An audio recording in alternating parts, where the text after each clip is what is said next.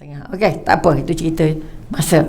Demi masa kamu kerugian. Berapa banyak umur dah rugi kerana tak baca hadis Rasulullah? Nak tampung balik, top up balik ni senang ke susah? Kalau tak sungguh-sungguh, top up tak boleh satu, ni 10 sehari. Supaya ada bukti hadis mana, pesan aku yang mana yang kamu pegang, pesan aku yang mana yang kamu hafal, pesan aku yang mana yang kamu ikut. Oh jangan, pesan aku yang mana yang kamu tinggal. Tak boleh jawab kita. Ini yang kita paling takut. Atau kita tak boleh jawab, anak kita esok macam mana? Ya Allah, pula orang yang beriman esok dia dikumpulkan di syurga. Ya Allah, ya Tuhan, umur sama semua, nenek ke datuk ke opah ke apa ke cucu ke dalam keluarga sama semua, 30, 33, 32. Datuk ke nenek ke yang meninggal 60 ke 80 ke 70, bangun besok di syurga muda. Tak payahlah mabuk, awet muda di sini.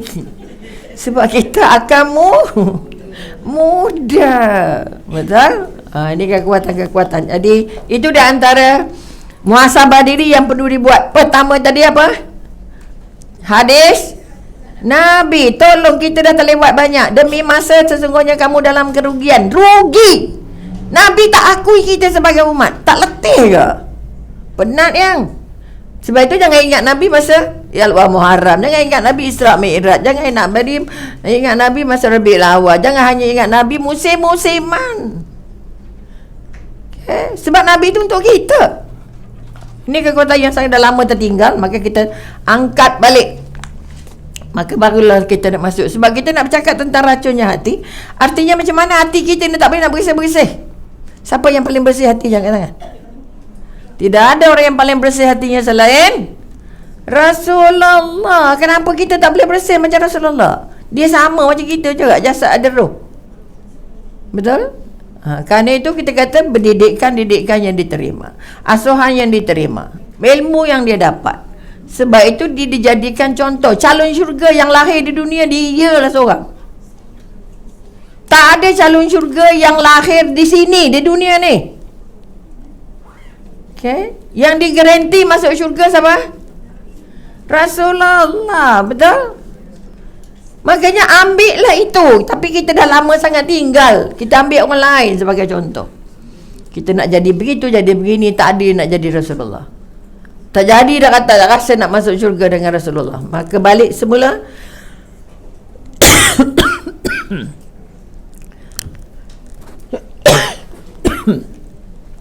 Kita tak apa sayang.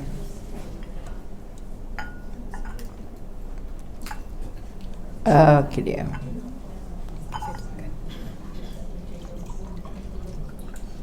Okey, terima kasih banyak.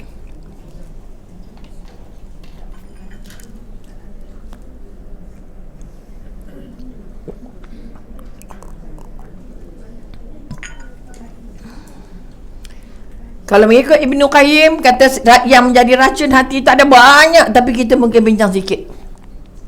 Atau pertama dia kata apa? Racun yang pertama paling banyak bercakap yang berlebihan, yang tidak mendekatkan diri kepada Allah, yang bercakap tak ada faedahnya, yang bercakap melukakan, memalukan, memilukan. Jadi orang perempuan memang Allah bagi fitrahnya banyak cakap. Allah, bayi baru lahir tapi sembang tak habis. Betul ke tak? Seorang lelaki tunggu anak, dah cakap apa? Tapi kalau orang perempuan, ya Allah cantik kamu, nanti besar besok kamu jadi begini, okey. Ya Allah, cucu opah ni hidungnya begini, matanya begini. Banyaknya bahasa dia. Betul tak tidak? Padahal bayi itu tak bercakap sepatah pun. Cuba perhati kita. Oh ya. Ya Allah. Itu anugerah. Itu hadiah dari Allah. Boleh nampak? Tapi yang cantik-cantik saja. Kamu ni esok dah besar, jangan nak melawan mak ayah, tahu tak? Itu cakap juga, betul? Itu perkataan juga, tapi sakit perut, betul? Maka kalau itu, sebab itu kita kata orang yang mukanya garang, isi perutnya pun garang, perkataannya pun garang. Saya ni muka je garang, hati baik. Belum tahu. Allah tak pernah gabung yang baik dengan buruk sekali jalan. Tak pernah. Tak pernah. Okay? Dia ni baik tapi kadang-kadang jahat. Ada. Itu kita hatinya sakit. Betul? Baik depan ni baik dan suasana ni baik, suasana lain-lain. Sebab itu kita kata ada wali Allah di kalangan ramai-ramai, tapi ada wali setan bila dia seorang, bila dia seorang-seorang. Bila dia di rumah dia, wah, jadi wali setan. Masa kat masjid, kat surau, dia lah wali Allah. Letih. Betul? Jadi pertama racunnya ialah paling banyak bercakap yang sia. Kedua kita kata paling banyak makan. Makan berlebihan, itu hatinya mati. Okay, racun kepada hati. Terlalu banyak makan. Apa sebab tak boleh banyak makan? Allah kata apa? Aku paling benci bila ada takung yang besar ini terisi terlalu penuh. Makan tu wajib. Betul? Ada makannya sunat. Wajib makan. Tak makan kamu sakit dengan Allah. Betul? Tapi Allah kata aku benci kalau perutnya terlampau penuh. Makan yang berlebihan. Paling banyak makan. Kemudian paling banyak melihat. Ya Allah, nak tengok itu, nak tengok ini. Mata kita ni racun panahnya iblis. Dan yang keempat, ada 4 sebab, tapi kita mungkin bincang satu je lah kot. Dah pukul 11. Yang lain-lain carilah sendiri. Betul tak? Buat homework lah pula. Sekolah ada homework. Tahu nak nganga je, ustaz cakap apa, fikir tak agak. Jangan main-main. Jadi kita kata itu yang menjadi racun. Apa sebab kita kata? Tadi saya cakap ada ibadah jasad, ada ibadah hati. Tak nak kata roh. Roh pula. Jasad yang baik tapi rohnya beragam. Apa jadi? Roh meragam ke jasad meragam? Kalau jasadnya sakit, jasad dulu ke roh dulu? Di dunia rohnya ikut jasad, di akhirat jasad ikut. Itu sebab itu kata Nabi-Nabi yang turun di Masjidil Aqsa semasa Isra' Mi'raj, 12 orang Nabi turun solat Jumaat dengan Rasul. Ya, agak-agak yang turun jasad ke roh? Entahlah, tak pernah cerita pula ustaz. Kita pun tak pernah tanya. Betul? Sebab itu kita tak pernah cerita pun, cerita alam roh. Kamu tak payah cerita banyak-banyak alam roh ni, sikit udah. Akhirnya tak belajar terus. Betul ke tidak? Tak payah belajar ilmu roh, ilmu Allah. Yo mak, oi, sampai lupa nak mati. Jadi jasad dan roh bersambung. Kalau kita kata jasad ini jadi bekas, ni jadi cawannya, rohnya jadi air. Kalau jasad ni buat benda kotor saja, roh dalam dengan siapa? Sengsara sangat, nak keluar je dia. Ada yang nak mati terus tu. Susah macam ni, rasa macam mati lebih baik. Oh Allah. Boleh nampak? Maka jasad dan roh inilah yang menentukan. Roh tu di mana? Dalam jasad. Tempat tak agung yang Allah berkait dengan kita? Hati. Sebab itu jaga hati itu sangat susah. Jaga niat susah. Sebab niat tu di mana? Dalam hati. Ya Allah. Pakai baju ni je niatnya macam-macam. Betul? Betul ke tidak? Pusing nak pakai brush berapa, warna hijau, merah, coklat. Oh, pilih weh. Betul? Kerana jasadnya, kalau jasad belum sempurna, kita rasa ada pula tudung merah, mestilah tudung kuning, bajunya ada kuning-kuning. Betul? Kita rasa selesa. Itu kata jasad. Tudung panjang, tudung pendek, katalah yang pendek tak, yang penting tudung. Betul tak? Jadi jasadnya rasa selesa pakai tudung pendek, tapi rohnya sakit. Ni kekuatan. Sebab itu roh nak keluar tu seperti kulit disiat hidup. Boleh nampak. Maka kekuatan yang dibangun sekarang ini, kita nak ibadah kita, kalau boleh kita nak jasadnya sihat, rohnya pun sihat. Jasadnya buat baik, hatinya pun baik. Tapi ramai orang buat baik tapi hati belum baik. Sebab apa? Apa sebab? Saya tolong dia sebab kesian. Ada tak orang? Tolong orang sebab kesian. Betul ke tidak? Rasa-rasa ibadah ke tak? Saya tolong awak mati-matian dulu. Kau masa nolong tu ikhlas, tapi dah setahun yang lalu. Betul ke tak? Saya dulu dia sebelum datang sumbang USJ, saya tolong dia. Wah, dah kaya tak nampak kita. Dulu tolongnya ikhlas, sekarang selepas 2 tahun hilang ikhlasnya. Itu yang kita paling takut.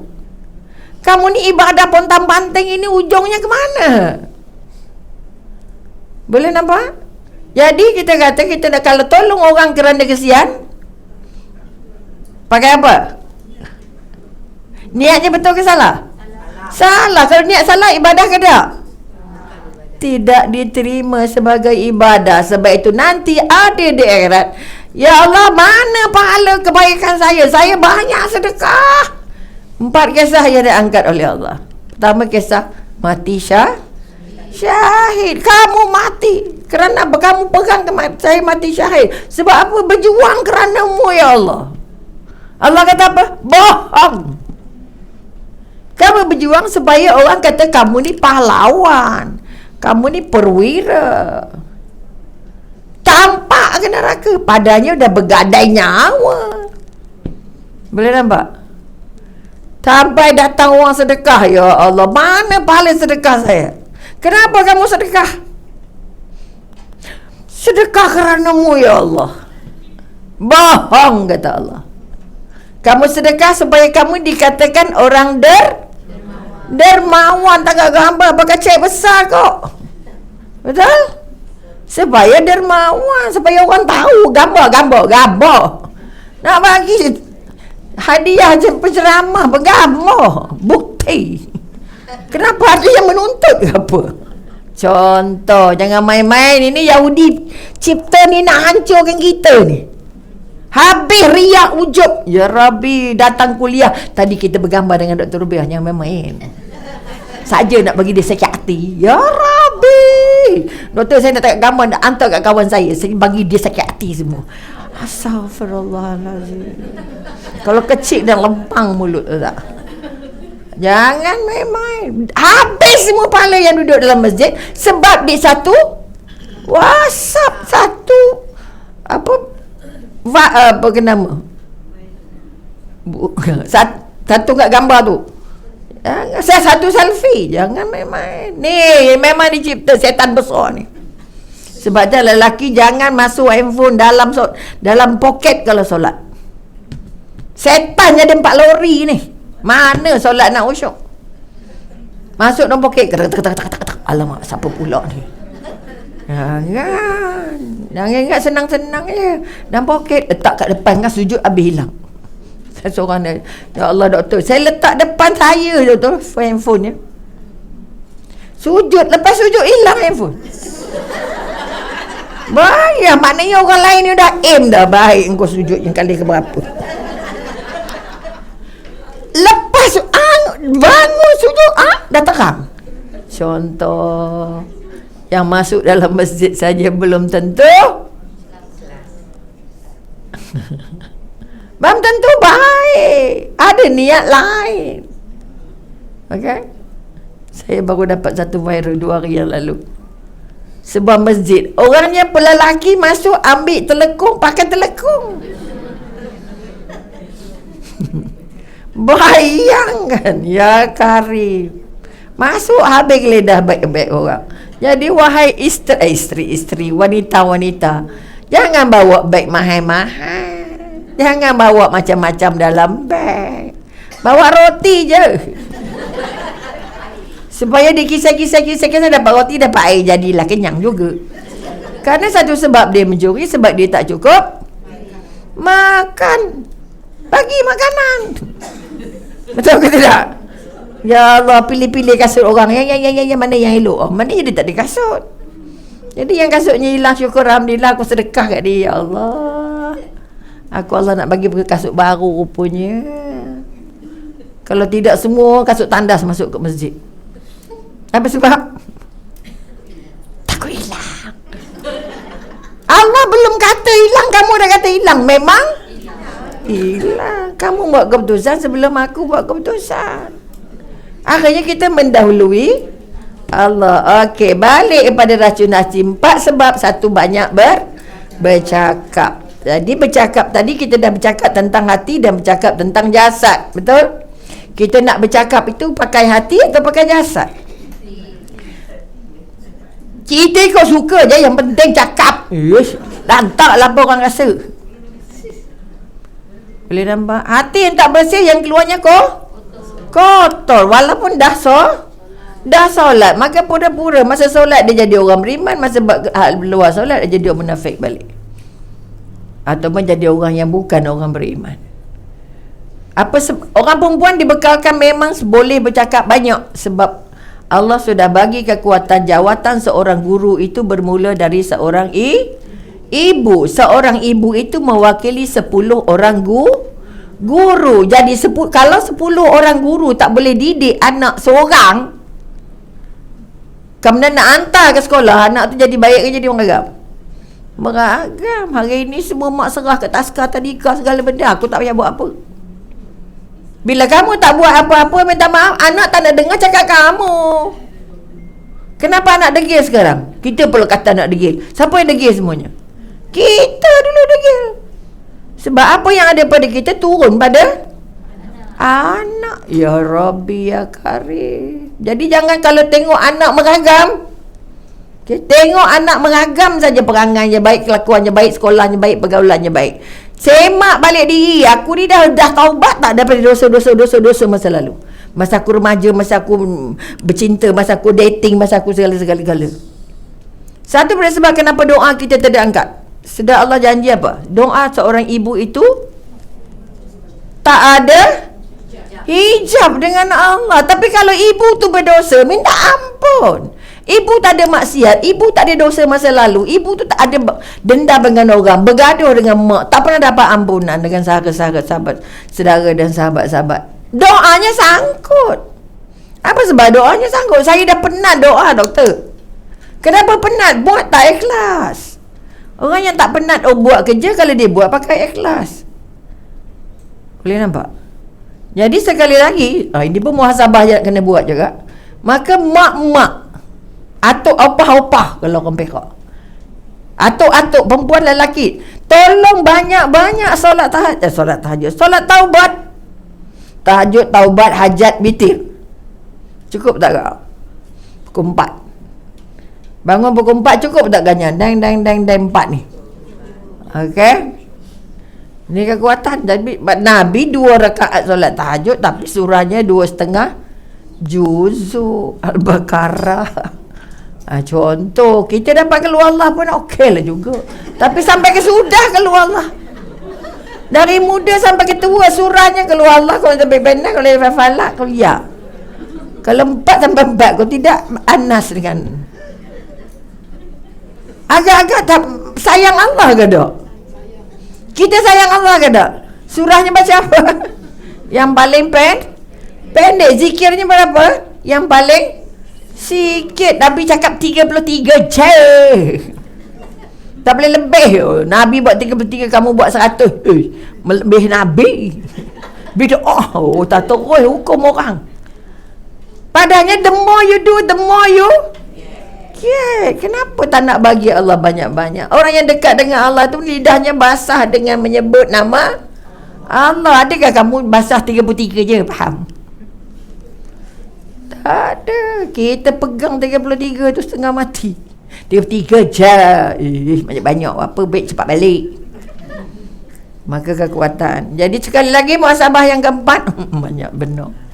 Semua mak, semua nenek, semua atuk, tolong banyak-banyak solat Taubat bukan saja untuk bersih diri kita, tapi membersihkan apa yang keluar dari mulut kita. Akhirnya anak nak dengar, adik nak dengar, cucu nak dengar, orang jiran nak dengar. Sebab itu taubat untung boleh buat bila masa. Tak payah tunggu 2/3 malam. Jadi buatlah selepas solat Zuhur, tak qada, lepas solat qada solat taubat. Jadi kita jarang-jarang baca diri kita. Kenapa orang tak selesa dengan aku? Kenapa suami aku ngangok nak dengan aku? Kenapa anak tak nak bercakap dengan aku? Ada seorang hamba Allah akan menikah minggu depan. Dijemput doktor datang, saya nak nikah. Umurnya 64 tahun, isterinya baru meninggal 6 bulan. Okay. Cepat benar. Dah sampai masa, ada jodohnya. Cuba cerita apa sebab utamanya. Tak ada orang nak cakap dengan saya. Anak-anak masuk bilik terus tak bercakap dengan saya. Saya jadi bisu. Tak ada dengar orang bercakap. Hilang isteri, hilang radio dia. Radio air apa iKim ke radio apa-apalah. Tak ada nonik ni, tak baik. Susah hidup. Tapi ingat, tak bercakap salah, bercakap banyak sangat pun salah. Dia kata, itu je alasannya. Tak ada orang bercakap. Jadi bercakap ni mahal. Tapi bercakap juga, kalau salah cakap menyebabkan orang jadi munafik. Betul? Awak datang tak kena rumah saya? Datang. Mesti datang punya. Tengok-tengok. InsyaAllah. Hari ni insyaAllah jadi betul ke jadi salah? Jadi salah. Itu kau jawab insyaAllah tu payah. Doktor jawab insyaAllah ni nak datang ke tak datang? Jadi datang ke tak? Ini orang surau ni, orang masjid ni. Doktor jawab insyaAllah. Tapi saya nak pastikan datang ke tak datang? Allah, dapat datang ke tak dapat datang? Kalau dekat saya lempang aja muka. Sebab dia tak faham. Dia ingat orang sebut insyaAllah banyaknya apa? Tak jadi, tak datang. InsyaAllah, macam mana program? InsyaAllah. Jadi ke tak jadi? Datang ke tak datang? Lohai. Apa sebab? Sebab perkataan dengan izin Allah tercabut. Dia nampak dengan izin Allah tercabut. Sebab itu kita banyak mungkir janji. Sedangkan mungkir janji itu syaratnya satu daripada sebab jadi orang menafik. Mulut buat kita putus hubungan dengan Allah. Mulut buat kita kita kata syirik. Kamu pergi kat doktor ni makan ubat batuk dia sekali je sihat. Syirik ke tak? Bukan cuma bawa muak keminian dah je syirik. Bukan yang pakai, ya Allah, saya ni sekarang dapat video orang keluarkan jarum, susuk jarum. Halo jarum. Macam mana dia masukkan dulu? Daripada masa buka tu nampak macam muda, lepas buka terus. Ya Allah, Maha Agung Allah. Allah tunjuk terus on the spot. Lepas tercabut 3-4 jarum. Ya Rabbi. Itu syukur jumpa orang yang boleh keluarkan. Kalau tak jumpa, tak terkata kita. Sebab dia dah tak jumpa nama dengan izin Allahnya. Sebab itu Allah kata, apa kamu nak aku bagi. Doalah apa pun. Tapi ramai kita doanya apa tadi? Kalau doa nak dapat rezeki. Kalau tahajud nak minta apa? Sihat tubuh badan, murah rezeki, boleh beribadah. Semuanya fokusnya ke mana? Dunia. Jadi jangan sampai. Baca balik surah Hud ayat 16. Bila kamu tak sampai ke akhirat, tak ada apa-apa. Kosong bekal kamu. Apa sebab kosong bekal? Sebab semua ibadah kamu syaratkan untuk dunia. Saya datang ke masjid sebab dia saya AJK. Saya datang sebab dia gajah. Saya datang sebab rumah saya sebelah masjid. Saya datang sebab itu dan ini. Saya datang ke masjid jadi AJK kerana dah tak ada apa kerja nak buat. Saya nak berjasa kepada masyarakat. Saya nak berjasa kepada karya saya. Betul ke salah? Betul ke salah? Betul. Siapa kata salah? Tak kena empuk. Rosak video ni kalau kata salah. Ini ajaran sesat doktor ni. Nampak tak? Niatnya baik belaka. Tapi semuanya untuk dunia. Ini yang jadi masalah. Maka betulkan balik kekuatan. Saya datang ke mana pun, buat apa pun, mengarah ke mana pun, ke pasar ke, masak ke, apa ke benda pun, kerana Allah hanya terima orang yang buat baik, tak buat kebaikan untuk dia. Kalau ada orang lain yang kamu tuhankan, terserah kamu. Sebab itu siapa yang berserah diri kepada manusia sengsara. Saya serahkan jiwa raga saya sebagai isteri tercinta. Yalah tu. Lepas tu mengkaung. Saya baca WhatsApp, saya baca Facebook. Siapa suruh baca, saya kata. Kau tak baca tak tahu doktor. Dah dapat tahu siapa? Sengsara, bukan ceria. Dia tak tahu, tengok-tengok kat orang sebelah tu hantar masuk Facebook. Berhari raya bersama suami. Tak pensan. Suami mati-mati mana ada, tak ada, mana ada. Letih lagi tu saya kata, kalau cari jumpa. Kalau niat busuk hati jumpa. Betul ke tidak? Kamu dapat apa yang kamu dia tu memang sombong, kedekut lagi tu. Dia bagi ke orang, tak bagi kat kita tau. Boleh nampak? Katalah bawa apa-apalah, bawa buah ke kuih ke apa ke. Silakan. Kat kita tak ada. Lah minta maaf habis pula. Apa sebab? Dalam kepala kita dah masukkan dia rekodnya apa? Kedekut, kamu tak akan dapat. Kamu dapat apa yang kamu gambarkan dalam kepala. Siapa yang katakan suami curang, insya-Allah jadi. Mana ada. Mana tahu ada ke tak ada. Betul? Tapi jangan cari. Kau cari sengsara. Sebab Allah akan tunjuk ikut apa yang ada dalam otak kamu. Otak kita fikir syurga ke tak? Banyak ke sikit fikir syurga? Banyak. Fikir syurga orang tak sempat gelap banyak weh. Kita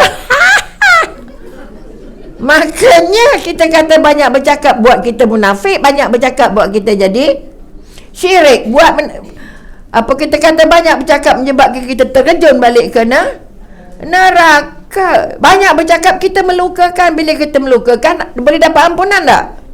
Mana tahulah. Baru bercakap muka jadi panjang. Kalau yang muka panjang tu sedar, ya Allah aku marah dia, aku tak suka dengan dia, datang minta maaf balik. Saya tersinggung dengan perkataan yang awak cakap tadi. Oh ya ke? Tak adalah niat. Kan dah sakit dah. Sebab dosa dengan manusia tak boleh diampun. Allah sebaik bercakap tu hati-hati, ada muka yang berubah ke tak? Kau dalam kuliah memang ada muka yang berubah. Betul? Sebab dalam kuliah. Betul? Betul ke tak? Tak. Orang sini mana ada ngantuk. Tengok orang lansir macam dalam kelambu tu dah. Orang luar tak nampak. Tak kata ada orang ke tak ada ni. Contoh, kadang-kadang gelap macam ni yang menyebabkan orang ngantuk. Kadang-kadang gelap macam ni buat orang buka mata. Betul? Terpulang ada orang ceram nerah. Duduk depan lagi. Itu pasal kami tak duduk depan. Kami duduk belakang, kalau nyandor tak nampak. Sebab itu di pesan Allah, iblis itu ada dengan kamu 24 jam. Kamu ingat Allah, iblis sembunyi. Kamu lupa Allah, iblis jadi tuan. Aku ada, iblis kata apa? Iblis ada depan kamu, belakang kamu, kiri kamu, atas bawah kamu. Boleh lepas tak? Kita pula bismillah tidak, subhanallah tidak, doa Allah, tawakkaltu ala Allah yang tidak. Siapa yang teman kita jalan? Iblis. Sembang tak habis. Zikir entah ke mana, masuk ke kereta tidur. Kalau tak ada benda Allah ni bungkang. Suamilah seorang memandu. Tapi traffic light 4 anak 2 belakang buka ni semua. Bila dia sembang, sembangnya seorang-seorang, tak bercakap juga bahaya. Sebab itu bercakaplah yang baik-baik. Bercakap pakai hati atau pakai jasad? Pakai hati. Kalau cakap hati, cakap pakai hati, banyak nyakit hati ke tak? Banyak senang hati ke banyak susahkan hati? Patutnya cakap boleh, buatnya letih. Sebab tu muka senang hati macam mana? Mukanya cerah. Tak payah pakai bedak putih. Di putih cerah. Boleh senyum bila-bila. Bahasa suaranya rendah, lembut, santun, menyenangkan. Sebab tu Nabi tu kalau bercakap, tak bercakap pun memesonakan. Kalau bercakap, tak boleh lupa.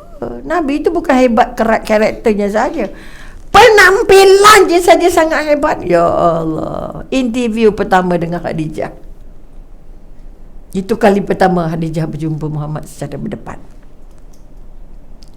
Ya Allah, berjalannya saja sudah jadi orang berwibawa. Nampak wibawa hebatnya. Ya Rabbi, duduknya saja, duduk mendengarnya jelas. Tidak ada satu patah perkataan Khadijah yang terlepas. Dalam pertemuan, ya Allah, Nabi hanya tengok muka Khadijah sekali, senyum Nabi sekali, tapi tak bukan masam. Tak senyum bukan masam. Kita kalau tak senyum, sebab itu nak selfie lambat-lambat marah. Dah penat dah senyum ni. Senyum penat gila ke? Betul ke tidak? Sedangkan senyum tu sedekah. Khadijah kata apa? Duduknya orang yang sangat berpenampilan, berdirinya menampak orang yang sangat besar impian dan semangat. Belum bercakap, boleh nampak Nabi hanya bukan menatap, angkat muka sekali je. Bila Khadijah kata, aku ingin menawarkan kamu untuk bawa barang aku ke Syam, dan aku bayar kamu 2 kali ganda, 2 kali lipat daripada gaji orang-orang dari pekerja-pekerja aku. Nabi senyum sikit, tak banyak pun, angkat muka, terima kasih. Artinya penampilan saja. Kalau orang baik ni tak payah cakap dia baik. Awak tahu tak saya ni baik? Awak tahu tak saya ni laser? Tahu ke tidak? Maka sekali lagi bangun kekuatan. Kata, sebab itu bercakap dengan, maknanya kita kata orang yang menjaga hatinya supaya tidak kena racun, orang yang sentiasa menjaga jasadnya tidak buat dosa melawan Allah. Orang kata bokeh je. Orang kata okey. Orang kata okey, Allah kata okey ke tak? Jangan main-main, jangan nak cari okeynya orang. Cari okeynya Allah, bukan okey you. Betul? Maka itu yang pertama kita nak kata. Orang yang biasanya boleh membantu. Sebab kita tadi kata racun, kalau jasadnya baik tapi hatinya tak baik, dia jadi baik ke tak? Tak juga baik. Boleh nampak? Jadi kita kalau baik jasad ni, pakai tudung hebat ni, pakai baju hebat ni jasadnya, betul? Hatinya macam mana? Bila nak habis dah 10.30 ni, lambat no.